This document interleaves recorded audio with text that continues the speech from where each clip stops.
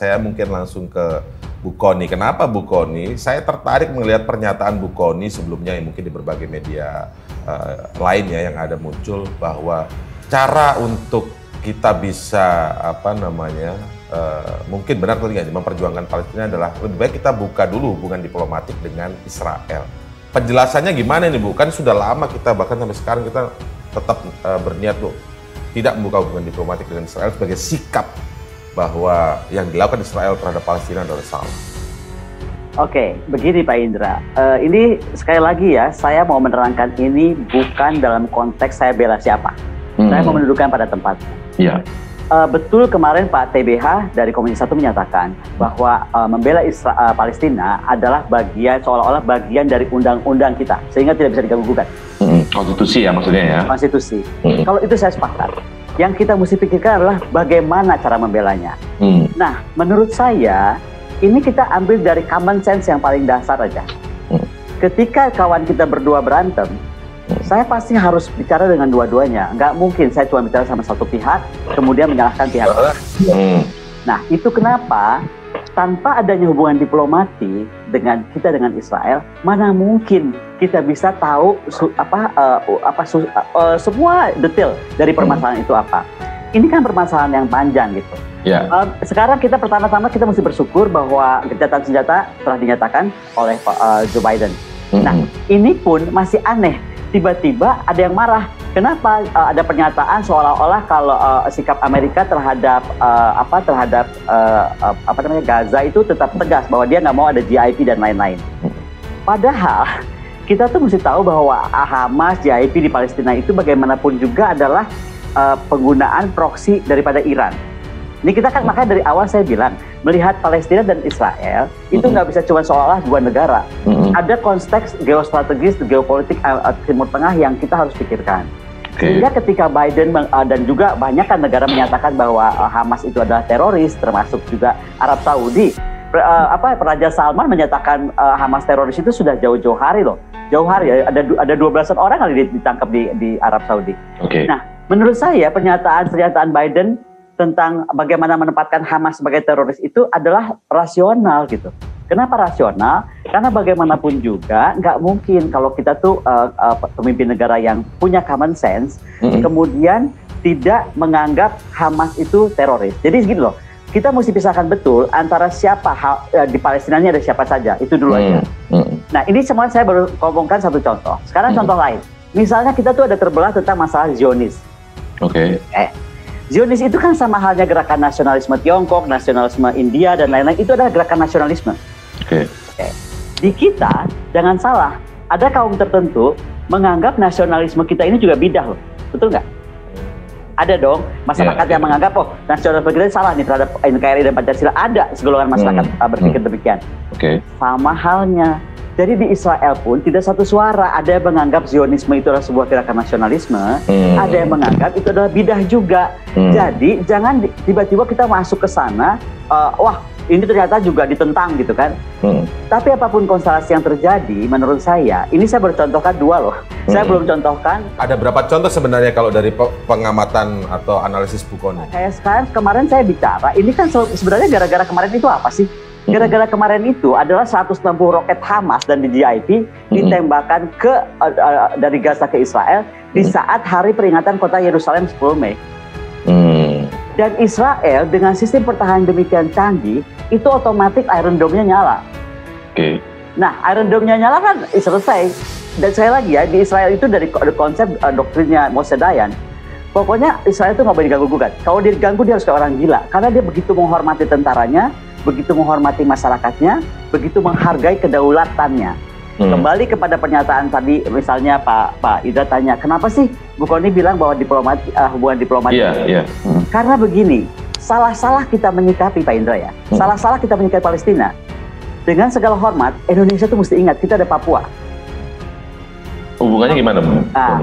Begini, masalah Papua itu sama, jadi ada masalah tentang orang merasa itu kita dipaksa masuk kok, gitu, ke situ. Bukan dianggap kita merdekakan loh. Jadi ada yang menganggap kan kita tuh seolah-olah memaksa Papua gabung. Sama, di sana juga ada masyarakat yang terpecah seperti itu. Jadi jangan sampai cara kita yang salah membelanya sekali lagi ya, saya bukan tidak mau membela, tapi cara kita yang salah jika membelanya itu akan backfire. Percaya saya. Sekarang kita sudah di era informasi terbuka, ya kan?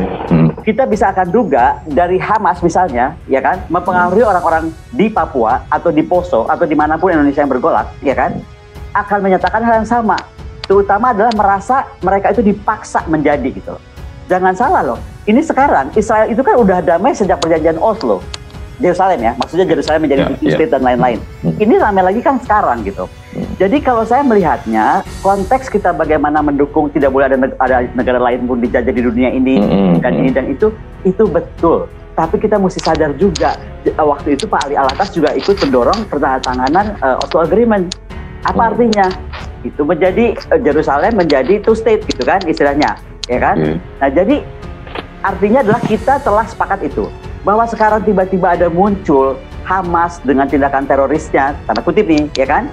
Sekali lagi, jangan dihitung satu roket harus dibalas roket, karena di kita ini ada pandangan, dia cuma ngirim roket, lu kenapa kirim misal? Iya kan? Coba Indra perhatikan.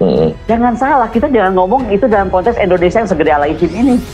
Ini anggap sekota Jakarta, dia cuma segitu-gitunya misalnya, atau lebih kecil lagi lah gitu, Bandung. Nah itu kemudian ditembakkan dari negara tetangga yang jatuh roketnya itu ke rumah orang. Oke.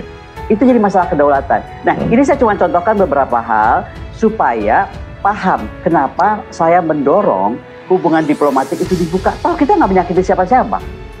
Tujuan kita kan baik. Contoh nih, saya misalnya berdoa waktu itu. Kenapa ya Abraham Accord yang dorong tuh malah Jared Kushner? Bagaimana coba negara Islam semua nih berdamai dengan Israel yang dorong Jared? Ya nggak? Katanya kita Islam terbesar. Kenapa nggak kita dulu aja yang bikin? Dan Jared bikin itu hanya 2 tahun loh. 2 tahun. Indonesia dari tahun 45 sampai sekarang, apa yang udah kita bikin selain menyumbang Palestina dan selain teriak-teriak di jalan tentang bagaimana Palestina harus diperlakukan? Apa? Itu pertanyaan saya gitu. Ya. Oke. Kita sekarang lihat pandangan dari Bang Farhan kali ya. Bang Farhan sebagai Komisi 1 ada usulan dan pendapat nih menarik dari Bu Kony tadi. Mungkin caranya lebih baik kita buka dulu hubungan diplomatik dengan Israel untuk bisa, ya mungkin itu tadi ya beberapa hal yang disampaikan oleh Bu Kony. Mungkin kalau analogi saya, dalam logika saya adalah supaya kita bisa juga memperjuangkan dan membela Palestina. Baik, makasih Mas Indra, makasih Teh Kony. Bagaimanapun juga kita boleh-boleh saja membuka hubungan diplomatik dengan Israel. Bahkan kalau perlu kita buka KBRI di Yerusalem supaya kalau kita mau ziarah ke Al-Quds itu bisa dengan lebih mudah, nggak perlu lewat Jordania. Tetapi kita harus memenuhi satu syarat dulu, yaitu Palestina diakui sebagai anggota PBB. Itu dulu. Kalau itu terpenuhi, maka semuanya bisa dilaksanakan. Usul dari Teh Kony tadi.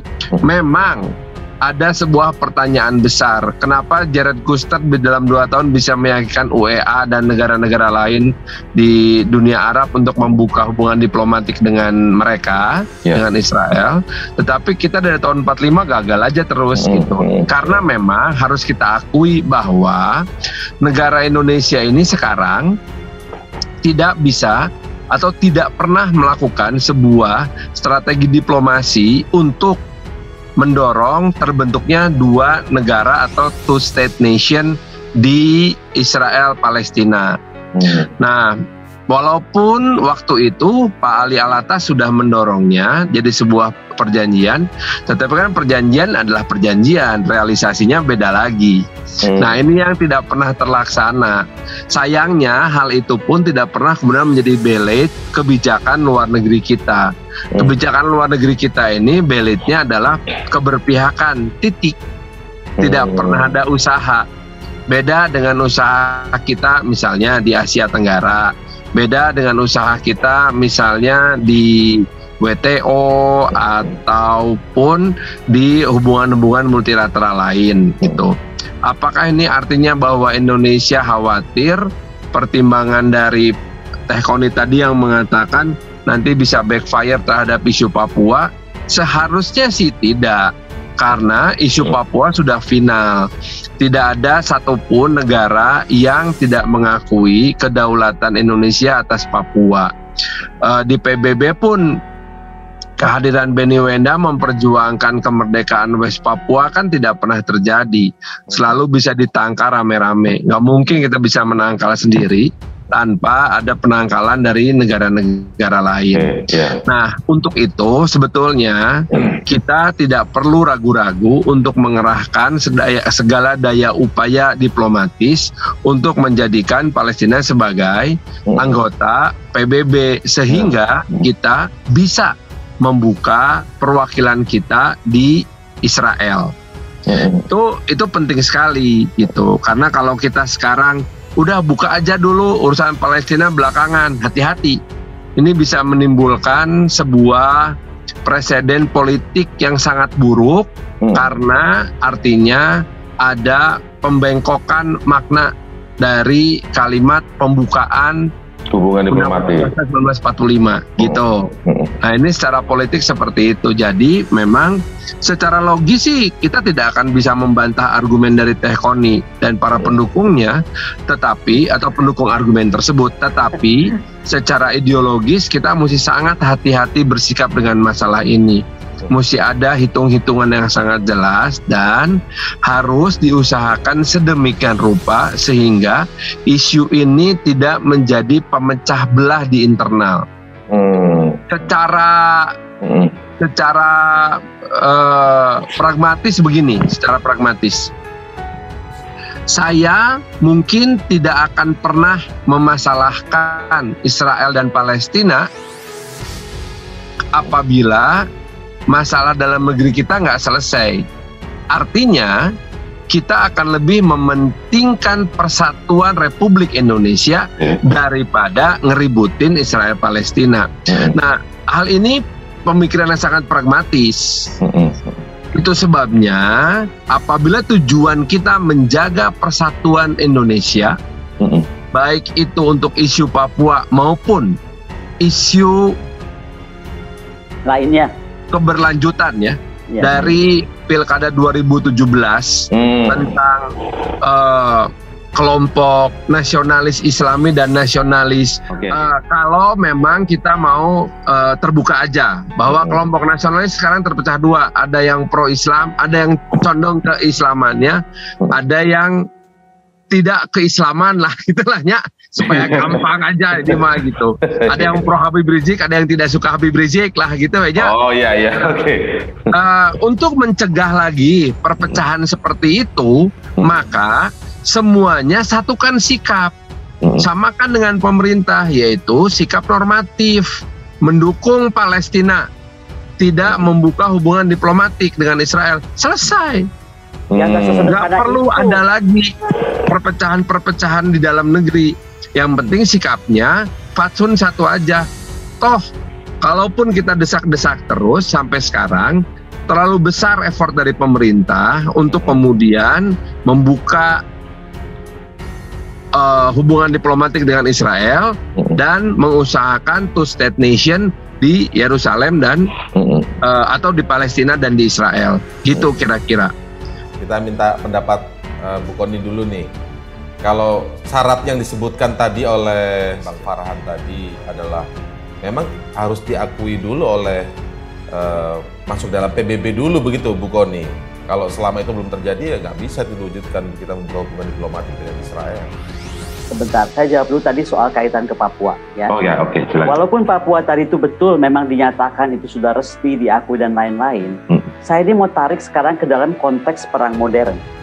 Ketika ya kan negara yang sah satupun itu bisa jadi pecah ya kan dari dalam, itu hanya karena masalah-masalah perang informasi. Oke. Jadi sekarang kita mesti awasi betul sampai sehari-hari ini semua masih kita bisa jaga. Tapi sekarang proksi yang dibuat di luar oleh Papua itu memperbesar dukungan baik dari PIF dari manapun lah. Kita nggak sedang bahas Papua, tapi saya mau warning. Tugas saya ini kan mau warning sebelum kejadian gitu. Dan ini kan indikasinya makin besar. Lahir dari Oxford, kemudian Veronica Comas, kayak nggak tahu besok lahir siapa gitu. Ini kan semakin memperbesar itu. Buktinya PIF suaranya di Kongres besar sekali, betul nggak? Nah, oke, kembali. Sekarang kalau mau Palestina dianggap merdeka atau dimerdekakan atau diterima PBB, pertanyaan saya, Indonesia ini sudah sanggup dudukin siapa? Ya kan? Sanggup mendudukan siapa? Mendudukan siapa? Saya misalnya nih, apakah kita dudukan Prancis? Apakah kita dudukan Inggris? Tarik akar masalahnya dari zaman Kolonel Spikes dan Pico itu membelah mereka menjadi dua, ya kan? Itu kan awalnya. Oke? Apakah kemudian Indonesia mampu mengajak Italia? Ini sekali lagi saya ngomong ke negara Eropa karena menurut saya kita sudah 1-0 nih dengan Amerika, dengan Jared. Jared bisa ngajak kita yang bangga banget dengan negara Islam. Kenapa nggak bisa ngajak ngomong Arab gitu? Waktu itu melahirkan Abraham Accord. Nah sekarang saya balik. Kalau memang kita very powerful dan kita used to be very powerful ya, UNCLOS itu dibuat tahun 82.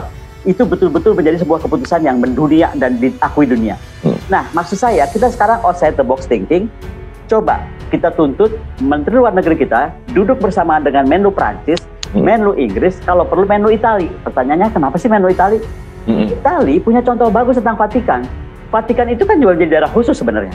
Bagaimana dulu akhirnya dilepaskan gitu, untuk dia boleh punya daerah khusus. Jadi banyak hal yang bisa dipelajari.